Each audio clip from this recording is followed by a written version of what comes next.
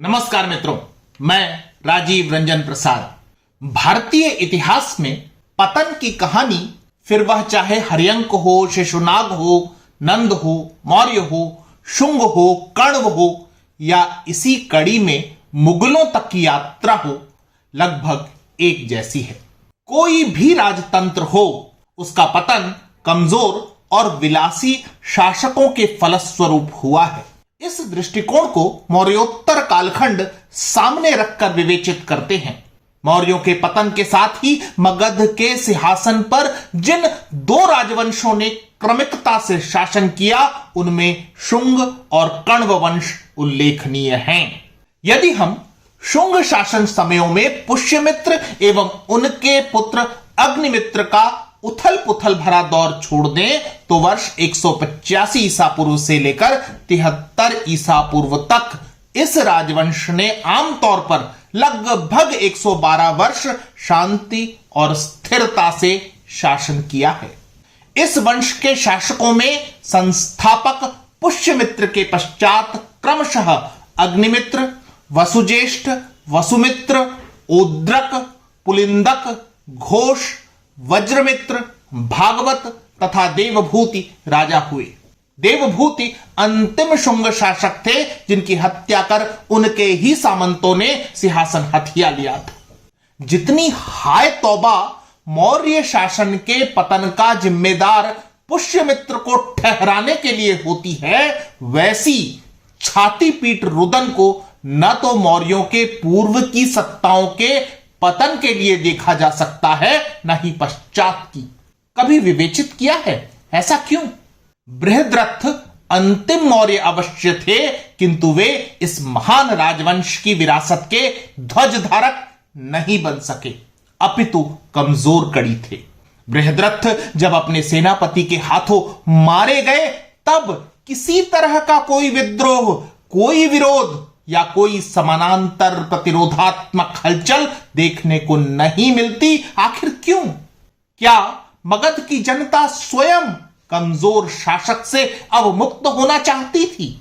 यही बात शुंग शासकों के पतन के दृष्टिगत भी विवेचित की जानी चाहिए। यदि अंतिम 3 शुंग राजाओं की शासनावधि देखें तो वज्रमित्र और भागवत ने लंबी अवधि तक शासन किया है।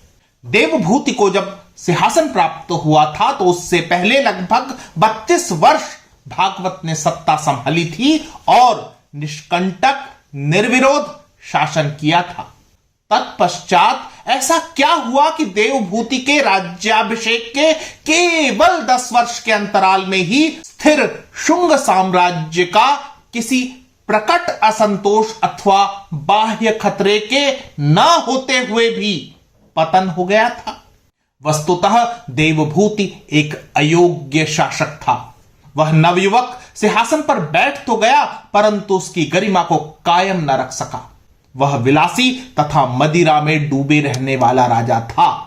विष्णु पुराण का यह उद्धरण देखें कि देवभूतिम तु शुंग राजानम व्यसनिनम तस्यैवामात्यः कण्वो वासुदेव नामा तम निहत्य स्वयंवनीम भोक्ष्यति। अर्थात व्यसनों में डूबे शुंगवंशी राजा देवभूति को उनका मंत्री वसुदेव मार डालेगा और उनके राज्य पर अधिकार कर लेगा। मत्स्य पुराण में कण्व राजवंश के लिए कण्वायण शब्द प्रयुक्त हुआ है। इत्येते शुंग भृत्यास्तु स्मृताः कण्वायना नृपाः। इस उद्धरण से कण्वों का शुंग भृत्यास्तु अथवा शुंगों का कर्मचारी होना भी सिद्ध होता है। हर्षचरित में राजा देवभूति की कुप्रवृत्तियों और वासनाओं की जानकारी मिलती है, जिसके फलस्वरूप न केवल उसका अंत ही हुआ, अपितु वंश ही केंद्रीय सिंहासन से वंचित हो गया था। हर्षचरित का उद्धरण देखें कि अति स्त्री संगरतम अनंग परवशम शुंगम अमात्यो वासुदेवो देवभूति दासी दुहित्रा देवी व्यंजनया वीत जीवितम अकारयत। अर्थात शुंगवंशी राजा देवभूति जो कामना और वासना के वश में था, उसे मंत्री वसुदेव ने रानी का वेश धारण की हुई देवभूति की दासी की कन्या द्वारा मरवा दिया। यह नाटकीय घटनाक्रम है। इसे समझना आवश्यक है क्योंकि स्पष्ट है कमजोर शासकों के दौर में सिंहासन के विरुद्ध अनेक गुट बन जाते हैं, भांति भांति के षड्यंत्र होते हैं। मंत्री ने दासी की पुत्री को निश्चय ही लोभ दिया होगा। वह रानी के वस्त्रों और भेष में आसानी से नशे में डूबे राजा के निकट पहुंच गई होगी। मदिरा कैसे राजा को इतना होश दे सकती थी कि जो स्त्री उसके सामने खड़ी है वह रानी नहीं है, अपितु उनके भेष में स्वयं मृत्यु है। बेसुध राजा नशे में ही परलोक पहुंचा दिया गया। इसके पश्चात कण्व वंश अस्तित्व में आया। देवभूति के मंत्री वसुदेव, जिन्होंने कण्व वंश की संस्थापना की, सिंहासन संभाला, वे भी ब्राह्मण थे। अतः यह राजवंश भी शुंगों की परिपाटी कहा जा सकता है। पुराणों के अनुसार कण्व राजाओं ने लगभग 45 वर्षों तक शासन किया था। यह कालखंड लगभग 73 से 28 ईसा पूर्व तक का माना जाता है। पुराणों सहित अन्य साक्ष्य कण्व वंश के केवल 4 शासकों की जानकारी प्रदान करते हैं। प्रथम वसुदेव, जिन्होंने 9 वर्षों तक शासन किया। द्वितीय भूमिमित्र, जिन्होंने 14 वर्षों तक शासन किया। तृतीय नारायण, जिनका शासन समय 12 वर्षों का रहा है। एवं अंतिम कण्व शासक थे सुशर्मा, जिन्होंने 10 वर्षों तक सिंहासन संभाला था।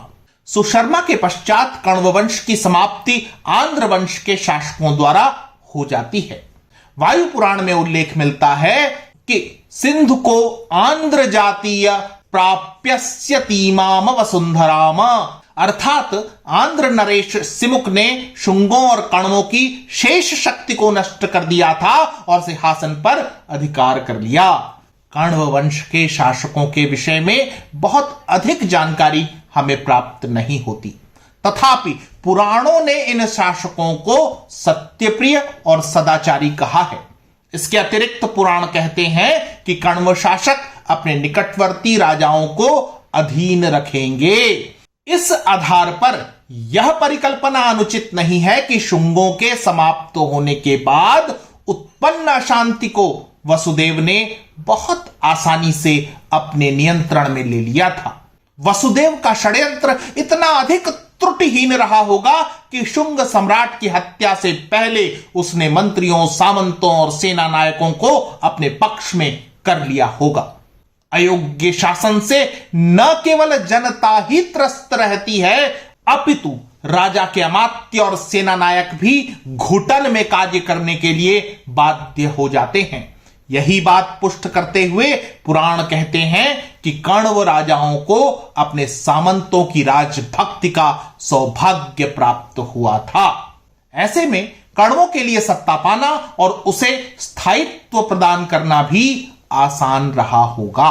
45 वर्ष और 4 पीढ़ी के शासन को ऐसी अल्पावधि भी नहीं कहा जा सकता कि इस कालखंड को अनदेखा ही कर दिया जाए। कण्वकालीन कुछ मुद्राएं भी प्राप्त हुई हैं जिन पर भूमिमित्र अंकित है। यह ठीक है कि कण्व मगध के सिंहासन पर आसीन हो गए, परंतु उतनी ही बड़ी सच्चाई यह भी है कि शुंगों के अपेक्षाकृत वे छोटे भूभाग पर शासन कर रहे थे। हमें कण्वों पर बहुत अधिक जानकारी नहीं मिलती, परंतु यह स्पष्ट है कि उनका शासन शुंगों की क्रमिकता में था। अतः आंतरिक उथल पुथल का जितना भी सामना उन्हें करना पड़ा हो, बाह्य आक्रमण जैसे संकट से निजात मिली रही होगी। यद्यपि सीमा पर यवन और शक आहिस्ता आहिस्ता साम्राज्य को कुतरने की प्रक्रिया में लगे हुए थे, तथापि केंद्रीय सिंहासन सुरक्षित रहा। इस समय भारत की पश्चिमोत्तर सीमा को लांघकर शक आक्रांता बड़े वेग से आगे बढ़ रहे थे, जिस कारण मगध साम्राज्य के सुदूरवर्ती जनपद अब उसका हिस्सा नहीं रह गए थे। राजनैतिक उथल पुथल का लाभ उठाकर पंजाब को यूनानियों ने हस्तगत कर लिया। दक्षिण के राज्य भी शनैः शनैः स्वतंत्र होने लगे। वे गणराज्य जो मगध साम्राज्य के भाग थे, उन्होंने अपने नाम के सिक्के चलाने प्रारंभ कर दिए। इनमें पूर्वी पंजाब, राजस्थान, अवंती, मालव, यौधेय, क्षुद्रक आदि प्रमुख हैं। वास्तव में कण्व शासन एक विशाल शक्तिशाली साम्राज्य का ध्वंसावशेष ही था। ऐसी परिस्थिति में कण्वों को आंध्रों ने कैसे पदच्युत किया होगा, यह सोचना कठिन नहीं है। कमजोर शासन पतन का कारण बनते हैं, यह एक स्थापित परिपाटी है जिसकी निरंतरता भारतीय इतिहास के विभिन्न पन्नों से देखी समझी जा सकती है। हमें पूर्वाग्रहों और अनावश्यक श्रेष्ठतावाद के खोखलेपन को जानना है तो भारतीय इतिहास के इन पन्नों से साम्राज्यों के उत्थान के कारकों की भी जानकारी मिल जाती है, स्थायित्व की आवश्यकता का भी बोध होता है तथा वे तथ्य भी साक्षात हो जाते हैं जो पतन के उत्तरदायी होते हैं। मेरे आज के इस व्याख्यान से आप निश्चय ही मौर्यों के पतन से लेकर कण्वों के पतन तक का एक तुलनात्मक दृष्टिकोण प्राप्त कर सके होंगे। मित्रों, आज इतना ही। फिर मिलता हूं ऐसे ही किसी ऐतिहासिक तथ्य के साथ। अगर आपको मेरा यह चैनल पसंद आ रहा है तो कृपया इसे सब्सक्राइब करें। आप इस प्रस्तुति को लाइक या शेयर भी कर सकते हैं। नमस्कार।